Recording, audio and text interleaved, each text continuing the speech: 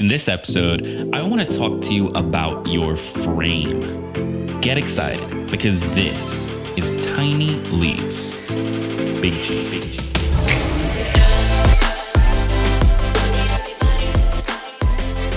Welcome to another episode of Tiny Leaps, Big Changes, where I share simple strategies you can use to get more out of your life. My name is Gregg Clunis, and in this episode, we want to talk about a concept I learned recently.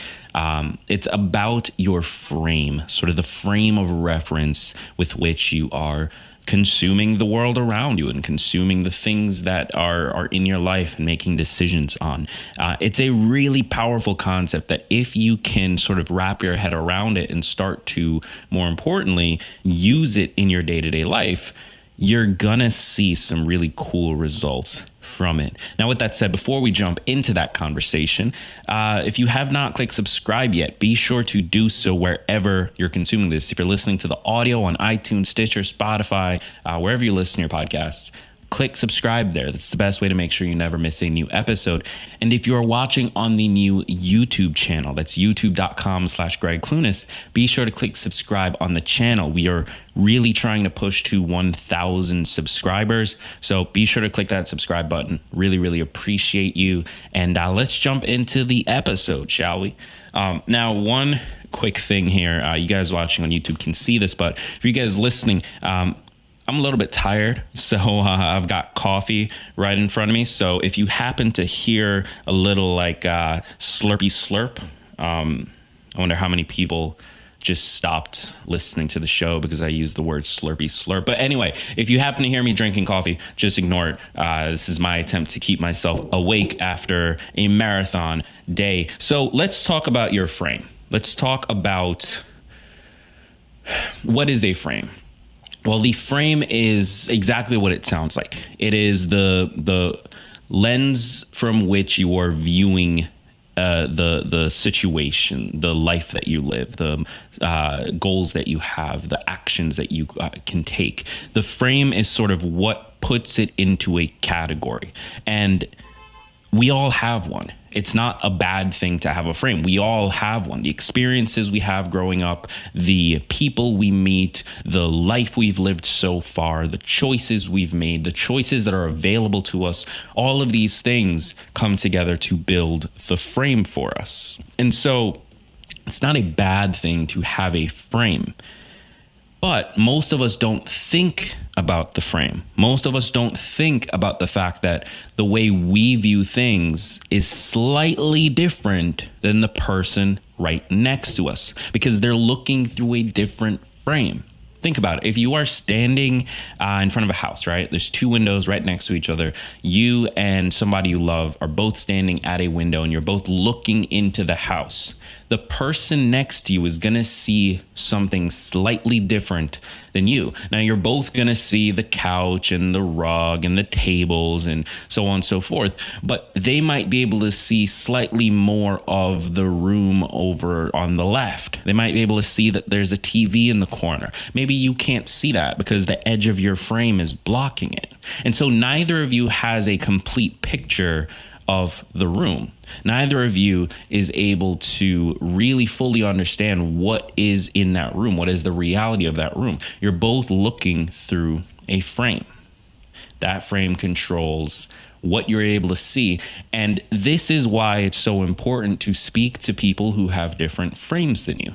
Because by speaking to the friend or person that's looking through the window next to you, you would understand, okay, there's a TV over in the corner, and by telling them what you're seeing, they would understand, oh, there's stairs in the right corner. And they can't see the stairs, you can't see the TV, but because you both have different frames, you looked at the same image and were able to share information about what you saw. You were able to complete the image.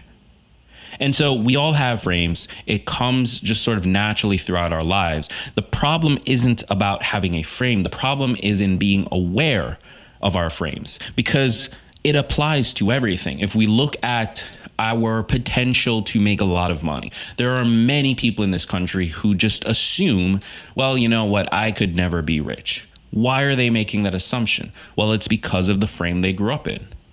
Maybe that's something that their family told them. Maybe that's something that they've just never met a rich person, so they don't even really think it's possible. Maybe it's just they lack confidence. Like, there's 1.5 million reasons that may have built up to create that frame. But the point is, that is a frame, because you and I know it's perfectly possible. Is it likely? Probably not. But it's perfectly possible for them to get rich. It's perfectly possible if they live in the right country, under the right set of rules, under the right set of circumstances, they could get phenomenally wealthy. So to say it's completely impossible that they will never, that can only be coming from a frame. And so the bigger problem is that we just forget that frames exist, and that we think when we look at the world, when we look at our lives, when we look at our goals, when we look at our relationships, when we look at whatever it is, we start to think and we convince ourselves that, hey, this must be the reality. This must be the truth. And we see this happen. We do this to ourselves all the time. We're feeling depressed, we're feeling sad, we're feeling down, we're feeling anxiety, we're feeling fear and confusion. And we just put ourselves into these boxes and we start telling ourselves things. And because of the frame we are looking at the situation from, we start to believe this must be true. We start to believe, oh, I just must not be good at this. I must be a bad friend. I must be a bad lover. I must be a bad parent.